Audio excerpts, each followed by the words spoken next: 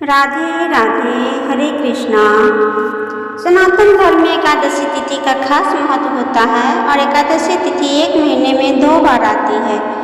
एक कृष्ण पक्ष में, दूसरा शुक्ल पक्ष में, और कार्तिक मास के कृष्ण पक्ष में पड़ने वाली रमा एकादशी अपने आप में बहुत खास होती है, क्योंकि इस दिन भगवान विष्णु के अलावा माँ लक्ष्मी जी की विशेष पूजा की जाती है और माँ लक्ष्मी जी का ही एक नाम रमा है, इसलिए इस एकादशी के नाम माँ लक्ष्मी जी के नाम पर पड़ा है। और इस बार एकादशी व्रत के दिन बहुत सारे शुभ योग बन रहे हैं, जिससे व्रत का फल दोगुना हो जाएगा। दरअसल इस बार रमा एकादशी के दिन ही गौ उत्सव द्वादशी का व्रत भी रखा जाएगा और इस दिन गौ माता और बछड़े का पूजन भी किया जाता है और इस दिन गाय के दूध या दूध से बनी हुई किसी भी चीज का प्रयोग वर्जित माना जाता है।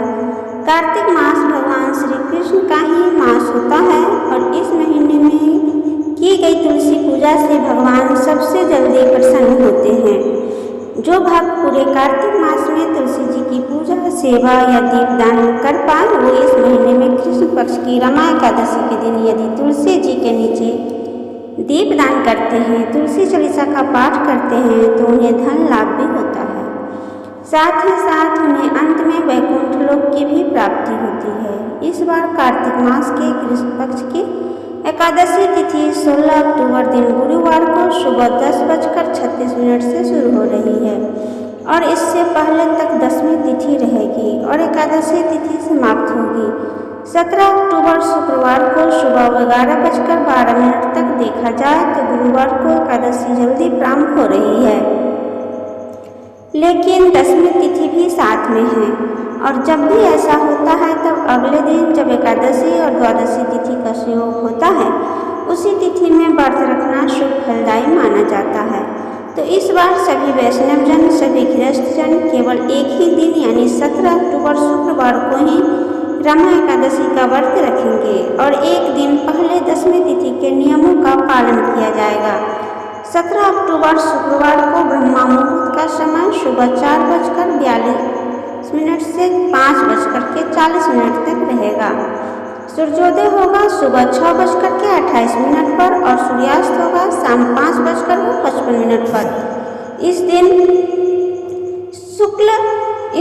शुक्ल और ब्रह्मा योग भी बन रहे हैं। एकादशी की प्रातःकाल पूजा मुहूर्त रहेगा सुबह 5:08 से 6:23 तक। सायंकाल पूजा मुहूर्त रहेगा शाम 5:49 से 7:05 तक। इसके अलावा राहु काल, जो कि अशुभ मुहूर्त माना जाता है, सुबह 10:30 से दोपहर 12 तक रहेगा। गोवश द्वादशी के दिन गौ माता और बछड़े का पूजन गोधूली मुहूर्त में भी किया जाता है। जब दीपदान किया जाता है तो गोधूली मुहूर्त इस दिन शाम 5:49 से 6:14 तक रहेगा और इस बार शुक्रवार के दिन एकादशी पढ़ने से यह दिन और भी खास हो जाता है। द्वादशी तिथि 17 अक्टूबर शुक्रवार को सुबह 11:13 से शुरू हो रही है और हरिवासर भी इसी समय से शुरू हो जाएगा। 18 अक्टूबर शनिवार को दोपहर 12:18 पर द्वादशी तिथि समाप्त होगी। इसके बाद से त्रयोदशी तिथि प्रारंभ हो जाएगी। हरिवासर का समय 17 अक्टूबर शुक्रवार को शाम 5:30 तक रहेगा। हरिवासर के समय व्रत नहीं खोला जाता है, लेकिन इस समय आप जितना हो सके भगवान के मंत्र का जाप कर सकते हैं। श्री तुलसी चालीसा का भी पाठ, भगवत गीता का भी पाठ और श्री विष्णु सहस्त्र का पाठ कर सकते हैं। इस दौरान की गई पूजा पाठ, मंत्र जाप भगवान विष्णु अवश्य स्वीकार करते हैं। 18 अक्टूबर शनिवार को ब्रह्मा मुहूर्त में 4:47 से 5:35 तक रहेगा और सूर्योदय होगा सुबह 6:29 पर। सूर्यास्त होगा शाम 5:54 पर। प्रातःकाल पूजा मुहूर्त सुबह 5:08 से 6:24 तक रहेगा।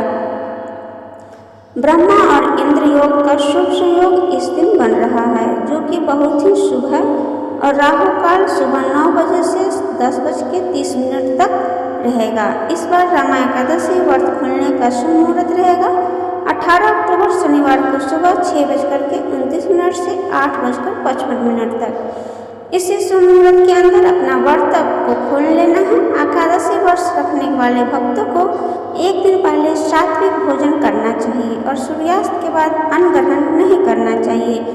एक दिन के विधि विधान से भगवान विष्णु और तुलसी माता का साथ में महालक्ष्मी जी का पूजन करके व्रत प्रारंभ करना चाहिए। एकादशी के दिन तुलसी जी में जल नहीं अर्पित किया जाता, लेकिन सुबह और शाम दीप जलाया जाता है। पूजा करते समय मंत्रों का जाप और कथा का श्रवण अवश्य करें। इस दिन गोवध द्वादशी की कथा भी सुने। गाय माता के पूजन से इस दिन 33 कोटि देवी देवताओं का आशीर्वाद भी प्राप्त हो जाता है। तो इस दिन गोवध द्वादशी की पूजा करने के लिए स्नान करके सुबह 7 वस्त्र पहनकर व्रत का संकल्प लें और इसके बाद गाय और बछड़े का पूजन करें। पूजन करने से पहले दोनों को साफ जल से स्नान कराएं, फिर कपड़े से पोंछकर दोनों को नया वस्त्र उठाएं और गले में फूलों की मालन धारण कराएं। फिर गौ माता को बछड़े के माथे पर सिंदूर या चंदन का तिलक लगाएं और सींगों पर गेरू और गाय का घी लगाएं। फिर एक पात्र में जल, अक्षत, थोड़ी सी गंध और तिल और पुष्प डालकर मंत्र बोलते हुए उनके आगे के पैरों में जल अर्पित करें। इस दिन क्योंकि एकादशी भी है, इसलिए अक्षत का प्रयोग आप ना करें और मंत्र बोले या फिर इस प्रकार से कहे। समुद्र मंथन के समय क्षीर सागर से उत्पन्न स्वर तथा असुरों द्वारा स्वीकार की गई देव स्वरूपिणी माता, आपको बार बार नमस्कार है। मेरे द्वारा किए गए अर्घ को आप स्वीकार करें। इस प्रकार जल चढ़ाने के बाद गौ माता और बछड़े का भोग लगाया जाता है और इसके बाद घी के दीपक से दोनों की आरती उतार करके उनके चरण छूकर उनका आशीर्वाद ले लें और अपने परिवार की खुशियों के लिए प्रार्थना करें। इस दिन गाय की खुर की रज अपने माथे पर लगाने से समस्त पापों से मुक्ति मिल जाती है और इस दिन आप ग्वाले को या फिर गौशाला में भी दान दे सकते हैं। आप एकादशी के दिन एकादशी का और गोवध द्वादशी के दोनों ही व्रत कर सकते हैं। शाम के समय यदि चाहे तो फलाहार ग्रहण कर सकते हैं। दूध का सेवन नहीं करना है और अगले दिन आप पहले भगवान विष्णु का फिर माँ तुलसी जी का पूजन करके व्रत खोल सकते हैं। वीडियो पसंद आए तो वीडियो को लाइक, शेयर, कमेंट करना ना भूलिएगा और मेरे चैनल पर पहली बार आए हैं तो चैनल को सब्सक्राइब करके बेल आइकन को प्रेस जरूर कीजिएगा। फिर मिलते हैं अगले वीडियो में, तब तक के लिए हर हर महादेव।